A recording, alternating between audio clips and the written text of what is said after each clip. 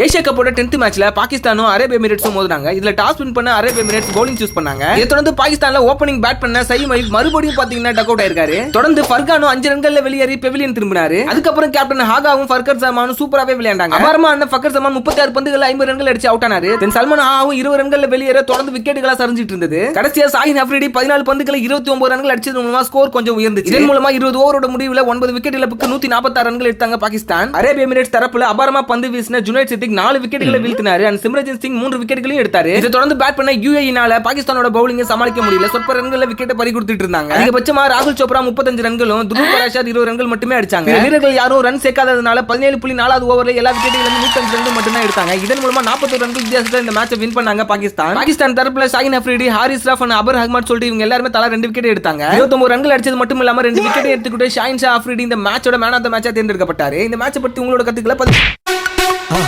மறக்காம சர்ப்ரைஸ் பண்ணுங்க. தேங்க்யூ.